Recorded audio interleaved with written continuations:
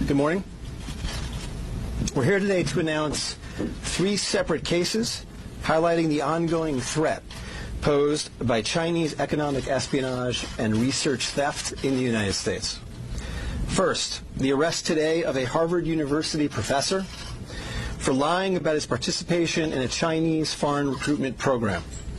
Second, this morning we have unsealed a separate indictment of a Chinese national working as a scientific researcher at Boston University who failed to mention on her visa application that she is also a lieutenant with the People's Liberation Army. Finally, this office has indicted another Chinese national for trying to smuggle vials of biological material out of the United States to China and lying about it to federal investigators. That defendant, whose entry to the United States had been sponsored by Harvard University, was a cancer researcher at a lab at the Beth Israel Deaconess Medical Center. So, this morning, the FBI arrested Dr. Charles Lieber, the chair of the Department of Chemistry and Chemical Biology at Harvard University, for making false statements regarding his involvement in China's Thousand Talents Plan and his affiliation with the Wuhan University of Technology.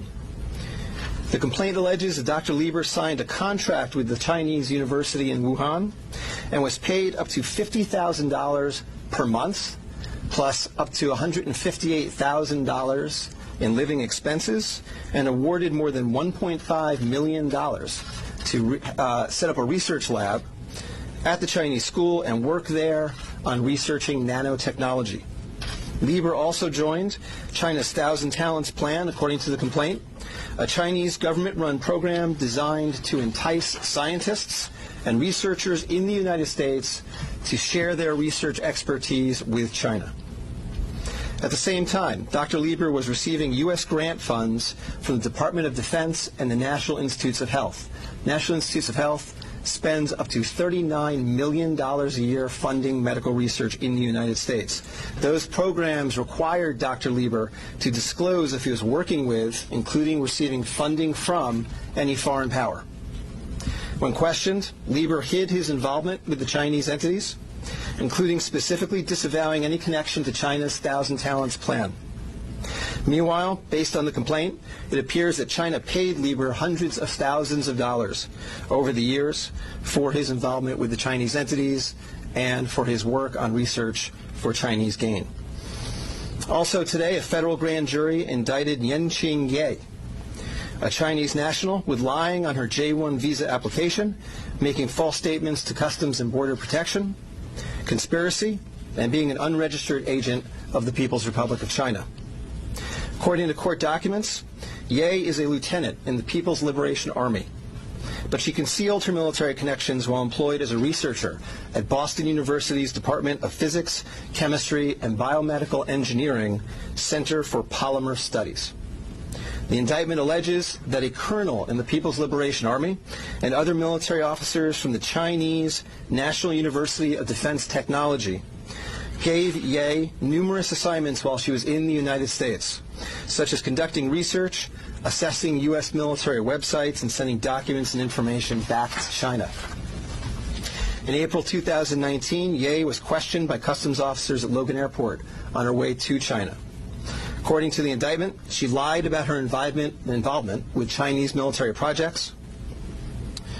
A border search of her electronic devices showed that Ye had compiled information for the People's Liberation Army about 2 U.S. residents with expertise in robotics and computer science. Lastly, last week this office indicted Zheng Xiaozhong, a Chinese national sponsored by Harvard University who was doing cancer research at the Beth Israel Deaconess Medical Center. Zheng was charged with attempting to smuggle to Beijing vials of biological material, along with other research materials that he had stolen from the lab at the Beth Israel, where Zheng was working on cancer cell research. Before he boarded his flight, customs officers discovered 21 vials of biological material in a sock in his baggage. When confronted by the officers, Zheng initially lied and said he was not traveling with any biological or research materials. Chemistry, nanotechnology, polymer studies, robotics, computer science, biomedical research. This is not an accident or a coincidence. This is a small sample of China's ongoing campaign to siphon off American technology and know-how for Chinese gain. Recently, Attorney General Barr referred to China as this country's primary rival. Similarly, FBI Director Chris Wray recently told Congress that right now there is no country that poses a greater counterintelligence threat to the United States than China. Through the use of not only traditional intelligence officers, but academics, researchers, its own private citizens, China is engaged in a massive, long-term campaign to steal U.S. research and technology for its own uses. As demonstrated by these cases, on the academic side, the Chinese government uses partnerships and exchanges with U.S. schools and research institutions to access cutting-edge research and equipment. Obviously, most visiting Chinese academics and researchers are here to work in good faith in U.S. institutions, but some of them are not. Some number have been incentivized by the Chinese government, either through the use of money or other means, to gather U.S. research and smuggle it back to China. Because of the sheer scope of this threat, a year ago, the Attorney General created the China Initiative at the U.S. Department of Justice, designed to prioritize and aggressively prosecute Chinese economic espionage and theft of intellectual property. The cases we are announcing today are part of that effort.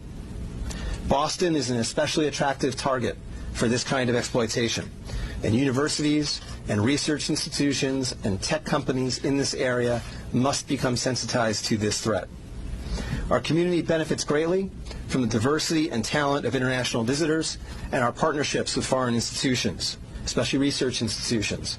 But Chinese economic espionage and theft is a real and daily occurrence that we must begin to confront. As the world struggles to contain the new virus, a new speculation from the Chinese scientists who believe it may have originated at a research facility not far from the Wuhan fish market. While they say more research needs to be done to find solid proof, such labs are known to contain disease-ridden animals, including hundreds of bats. Our Kim Hyo-sun with the details. Amid the continued spread of the COVID-19 virus, there's rising speculation the virus could have originated from a government laboratory in Wuhan rather than the widely held belief that it emerged from the city's Huanan seafood markets. Citing a report published by Chinese scientists, a Chinese-language newspaper published in Hong Kong, Mingpao, and the British daily The Mirror explained Sunday that the Wuhan Center for Disease Control, or WHCDC, could have spawned the contagion in Hubei province. According to the report penned by Bo Tao Xiao and Lei Xiao of the South China University of Technology, the research lab, which is only 280 meters away from the Huanan seafood market, kept disease-ridden animals, including more than 600 bats. It stated that while it's plausible the virus was leaked from the lab and contaminated initial patients in this epidemic, more solid evidence is required through future study.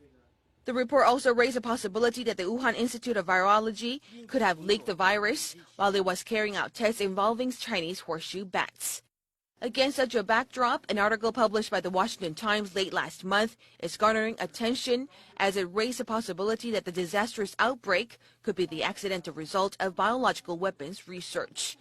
This comes as a renowned law professor at Tsinghua University in Beijing, Xu Jianren, is known to be missing after publicly condemning Chinese President Xi Jinping for failing to contain the spread of the virus at an early stage.